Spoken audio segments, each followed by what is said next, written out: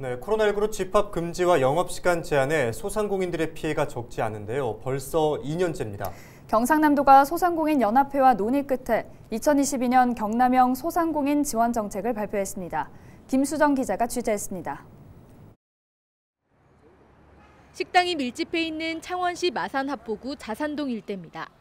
이곳에서 3년째 고깃집을 운영해온 신우종 씨는 저녁 시간이면 손님보다 빈 테이블이 더 많다고 하소연합니다. 연말연시 대목을 바라보며 그래도 버틴 2년. 매출은 반에서 다시 반토막이 됐습니다. 인건비와 재료비는 물론 당장 임대료부터 내기 막막한 상황입니다. 모아놓은 돈은 벌써 소진이 다 되어버렸고 이제 대출에 의존을 할 수밖에 없는 그런 상황인데, 지난번에 이제 소상공인 1차 대출 때 그때 한번 받았었고요. 그리고 아직 갚지 못했습니다. 그 상황에서 지금 이제 또 받아야 되는 이제 그런 상황, 받지 않으면은 이제 더 이상 이제 운영이 좀 힘들어지는. 경상남도가 어려움을 겪고 있는 지역 소상공인을 위한 대책을 내놨습니다. 먼저 무이자로 지원받을 수 있는 소상공인 정책 자금이 1,000억 원 늘어납니다. 업체당 한도는 1,000만 원으로 거치 기간인 1년간 이자와 보증 수수료를 내지 않아도 됩니다. 4년 분할 상환 기간에는 보증 수수료가 0.8%로 고정됩니다. 신용 등급이 좋지 못한 소상공인도 모두 혜택받을 수 있습니다. 지난해 만족도가 높았던 환경 개선을 위한 지원 사업은 올해 사업 규모가 대폭 늘었습니다. 사업장별로 최대 200만 원을 받을 수 있는데 간판을 교체하거나 방역시설을 갖출 수 있고 온오프라인 홍보물도 제작비를 받아서 만들 수 있습니다. 이자 부담 없이, 그다음에 신용도 관계없이 일정 경영자금을 금융 지원을 해주셨으면 좋겠다라는 말씀을 해주셨고요.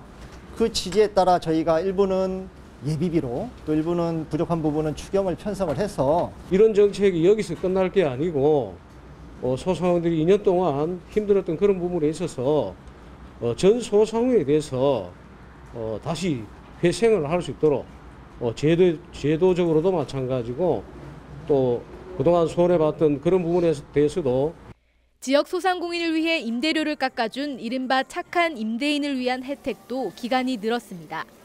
임대료 인하율에 따라 지방세를 최대 75%까지 경상남도에서 대신 내줍니다.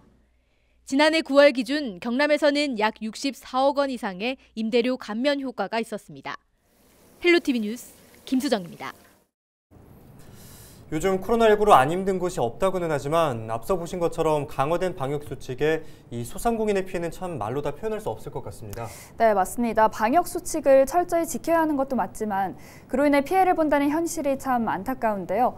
경상남도에서 발표한 지원 정책이 보상금보다 사실 대출이자를 지원해주는 것이다 보니 일각에서는 어차피 또 빚내라는 거 아니냐는 목소리도 있다고 합니다. 네, 이런 우려 속에서 만들어진 지원 정책이 앞으로 얼마나 큰 효과를 거둘 수 있을지는 알 수가 없긴 하지만 그래도 힘든 지역 소상공인들의 마음을 조금이나마 달래줄 수 있었으면 좋겠습니다.